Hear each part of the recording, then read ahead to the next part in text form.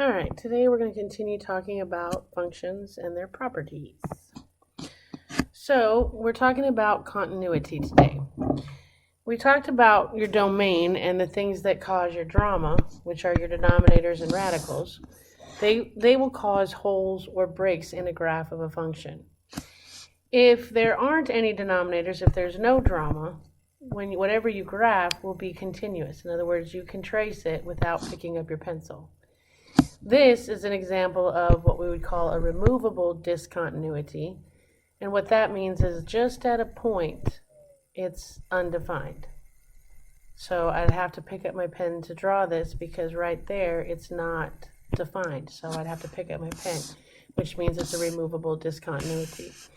So is this one. This one's considered a removable discontinuity. And what it does is this function is defined here. At this function, it's not defined, but it would be right there. But I still have to pick up my pen to draw it. So that's removable discontinuity.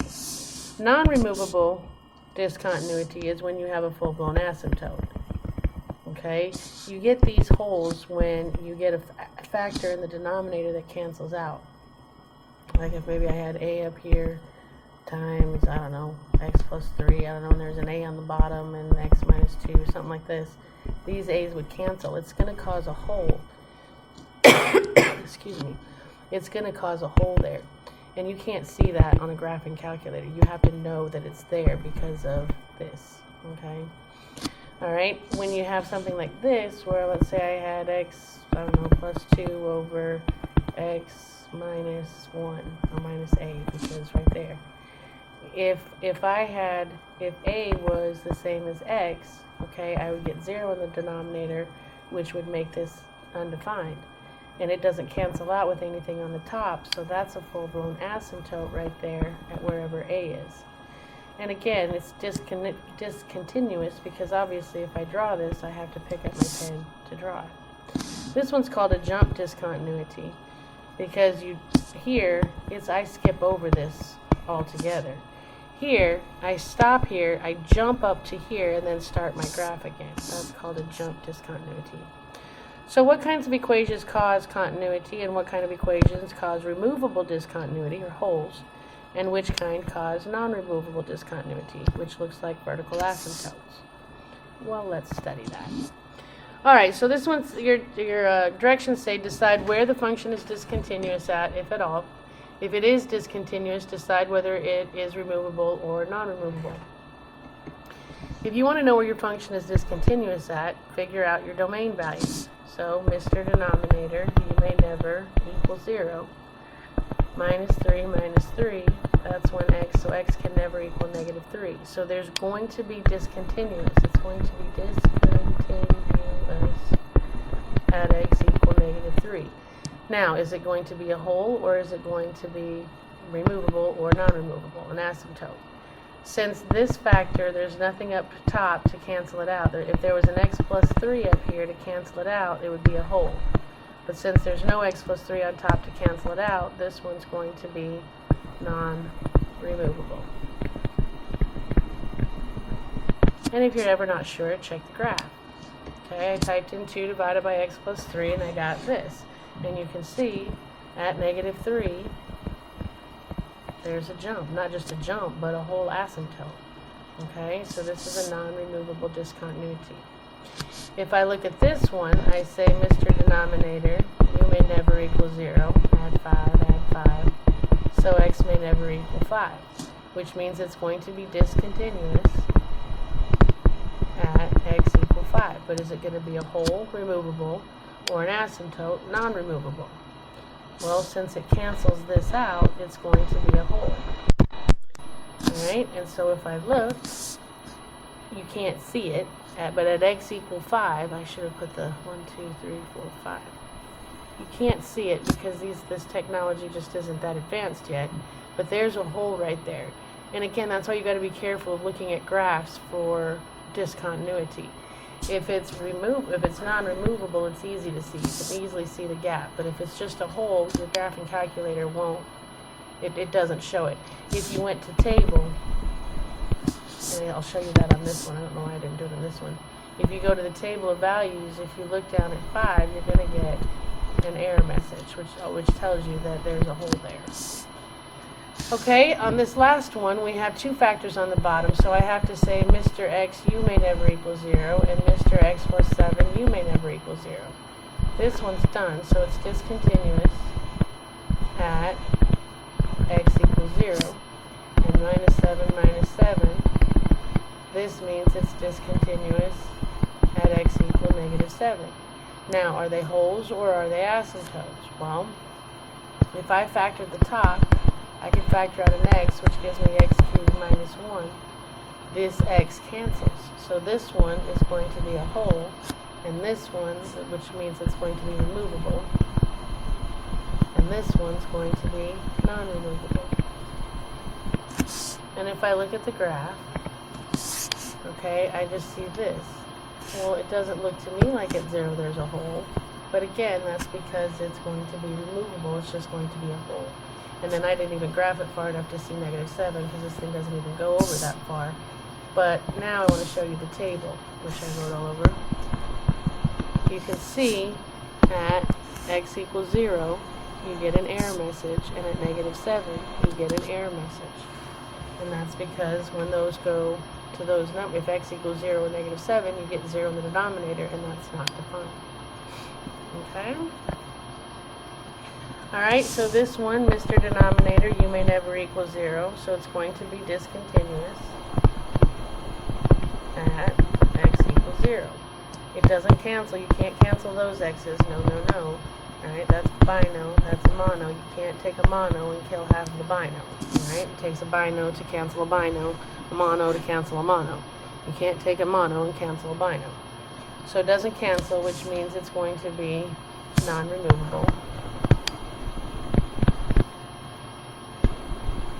And if I look at the picture, you can see at 0, there's an asymptote. Okay? On this one, there's no drama, because there's no denominators, there's no radicals with letters in them, so there's no drama, which means it's continuous. There's no breaks in the graph, no holes, no asymptotes, no nothing. And if you look, this is a continuous function. I can draw it without picking up my pencil. Pen, whatever I have. Alright, so identifying points of discontinuity. It says, judging from the graphs, which of the following figures shows functions that are discontinuous at x equals 2? Well, any of them that have denominators that say x can't be 2. And this one says, Mr. Denominator, you may never equal 0. So x may never equal 2, which means it's discontinuous at x equal 2. And this one is non-removable, so it doesn't cancel with anything. Plus, you can see at 2, there's a whole asymptote. Alright, this one, there's no drama, which means it's continuous, which means it's not discontinuous at x equals 2. And no drama is continuous, so obviously that. Okay, if you look at the last one, if I factor that top, difference of squares, x plus 2 times x minus 2 over x minus 2, I still have to say, Mr. Denominator, you can never equal 0, which means x can never equal 2. So it is discontinuous at x equal 2. But it cancels, so it's going to be a whole, which means it's removable. And again, you wouldn't be able to see it with the naked eye on the graphing calculator, but there's a hole there. Alright, you try this one, hit pause, come back when you're ready.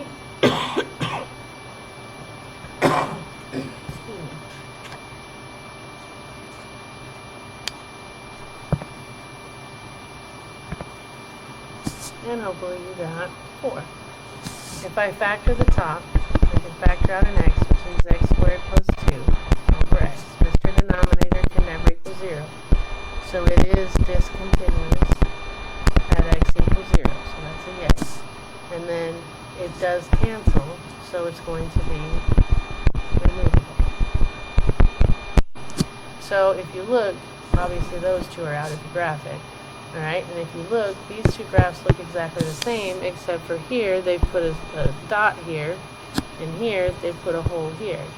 And this says that it's not discontinuous at 0, but it is discontinuous at 0, and it's removable because it's canceled out.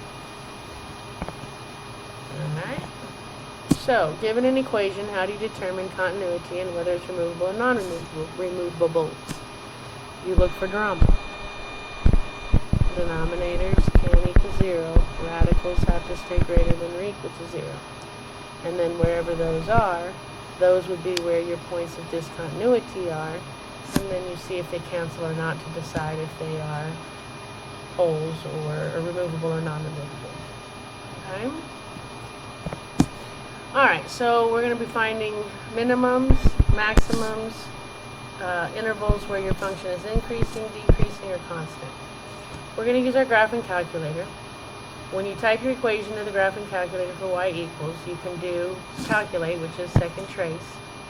You hit second trace key, and then you want choice 4 to find maximum, choice 3 for minimum.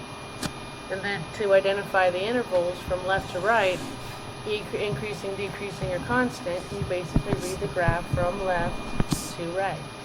Falling is to the right is decreasing, rising to the right is increasing, and horizontal is constant.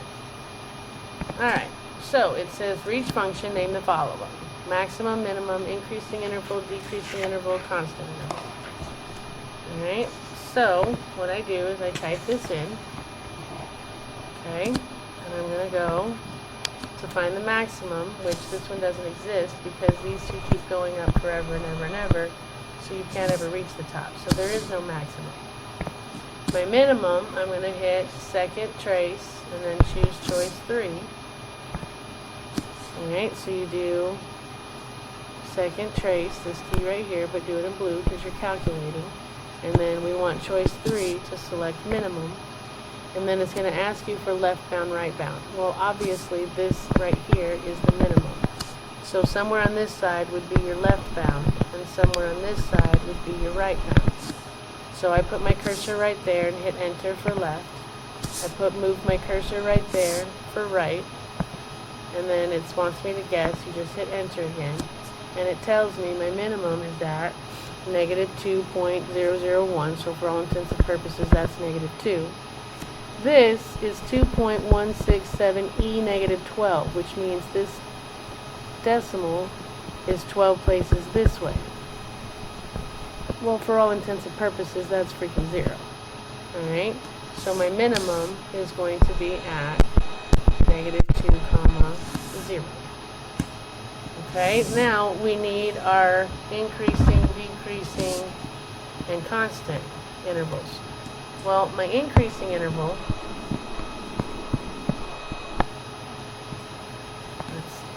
I'm just going to follow the graph. If I follow the graph left to right, this is decreasing. And then right here at this point, it turns. And then this side is increasing. Okay? So right here is negative 2. Which means, if I read left to right, from negative infinity to negative 2, it's decreasing. From negative 2 to infinity, it's increasing. So, we say, my increasing interval would be from negative 2 to infinity. My decreasing interval is going to be negative infinity to negative 2. And my constant interval is none, because there's no place where it's just horizontal going straight left and right. Okay? Alright, let's look at another one. I typed this in my graphing calculator. Type x squared divided by, make sure you put that denominator in parentheses, otherwise you won't get the correct picture. Okay, so if I look for my local maximum, oops, which apparently I did not do. Give me just a second here. Okay. Alright, give me just a second.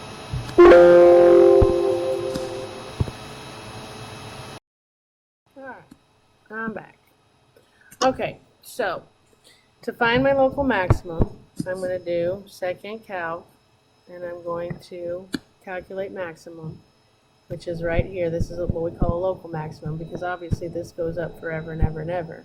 So we call it a local maximum, and it's negative 6.709 e negative 7, which means this is 7 places this way. 1, 2, 3, 4, 5, 6, 7. So it's 0.000067. For all intents and purposes, that means my local maximum is at, actually, this is when x is negative, pretty much 0, and the y coordinate is negative 4.5 e negative 13, which means this is 13 places this way. So for all intents and purposes, y is 0 and x is 0. So your local maximum is 0 at x equals 0. When x equals 0, you get a maximum y value of 0. So your maximum is 0. Now your minimum, when I try and do my local minimum, and I try and do left bound, right bound, I did left bound about right here, and I did right bound about right here. And this is where it chose the minimum, and it basically says at negative 3.4, y is one little bit over 1. So I went to my table, and again you can see you have your error messages at plus or minus 1, because my denominator, this is difference of squares, can never equal 0, so x can never equal negative 1, and x can never equal 1, and that's why you have error messages there. But when I start looking and I'm heading this way, and I could have looked this way, but I know this side mirrors this side as far as the y value goes. So I just looked, and I set my table, and I went all the way to negative 500 and looked. And if you can see, you keep getting 1s for your y. So I'm going to say that my local minimum is negative 1. Again, you could say at x equals, well, a whole bunch of them actually, because this thing just keeps going forever and ever and ever and ever. It actually keeps getting closer and closer and closer to 1. It doesn't actually, even though the calculator says it reaches it, it doesn't. All right, so now we have increasing, decreasing, and constant interval. Well, for increasing, this is increasing, and this is increasing. And then for decreasing, this is decreasing, and this side is decreasing. Okay, so what that means is, we have these little marks here. This little asymptote is at negative 1. This little asymptote is at 1. So I can say that it's increasing from negative infinity to negative 1, union, again, I got to jump over negative 1, but again at negative 1 to 0. At 0, then we start doing our decreasing. So it's decreasing from 0 to 1, union, and then it takes off a little after 1 again and starts coming down. So union 1 to infinity, and there are no constant intervals. And kind of those are, but they're not actually constant. Okay, all right, so you try one, hit pause, come back when you're ready.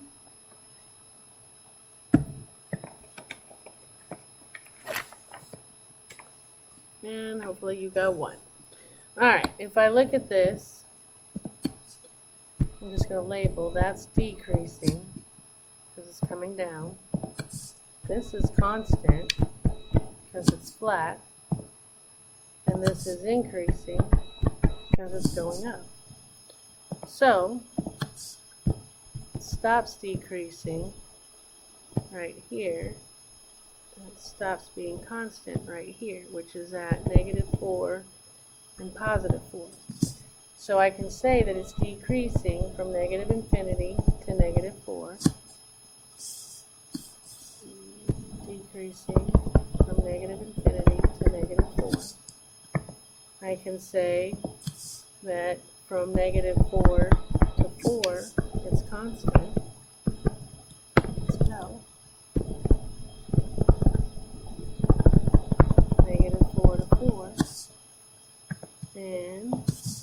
4 on, it's increasing. So my increasing interval is 4, 2, and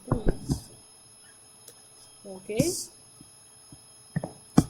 Alright, so how do you determine whether a function is increasing, decreasing, or constant? Increasing is rising to the right, decreasing is falling to the right, and constant is straight across.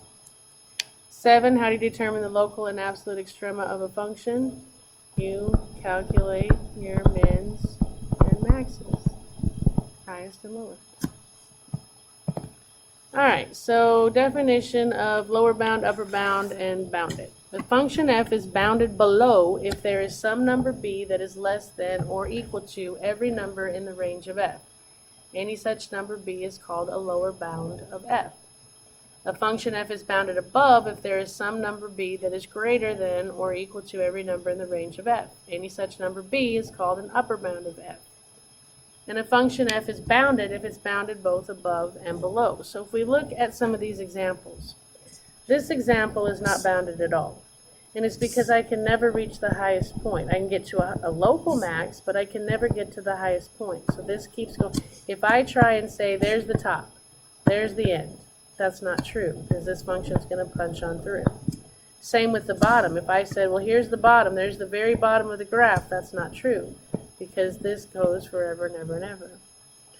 Okay, now this one is not bounded above, because if I try and say, there it is, that's it, that's over, nope, because that goes on forever, so it's not bounded above. But below, I can say there is no more of this graph below that point. I can reach the lowest point. That means it's bounded below. This one is bounded above because I can say right there is the top. There's nothing above there, so it's bounded above. But if I try and say here's the end of the bottom, that's not true. This is going to keep going forever and ever, so it's not bounded below. This one is just, this is bounded above and below, so we call it a bounded function. Now, if they wouldn't have, they really should have put dots there to show that it stops, okay? But this says I can reach the top. Again, if this had arrows on it and indicated it kept going, okay, then it wouldn't be bounded above. But it's stopping right there and stopping here. So I can get to the top, which means it's bounded above. And I can get to the lowest point, again, because these don't have arrows, they're not continuing. So I can get to the lowest point, which means it's bounded below. All right? So it says identify each of these functions as bounded below, bounded above, or bounded. Well, if I try and say there's the tippy top, nope, because that function is going to keep going on through it. So this is not bounded above, but I can get to the lowest point. There's no graph below there, so I would say this is bounded below. Okay, on this one, these branches are going to keep going forever and ever and ever, and they're going to keep approaching as some number, but they're not going to keep going down because there's going to be an asymptote here that they approach, which means I can get to the top. Okay, I can get to the very tip top, so it's bounded above. I can get to the very bottom, so it's bounded below. So when it's bounded above and below, we just say that it's bounded. Okay. All right, you do this one, hit pause, come back when you're ready.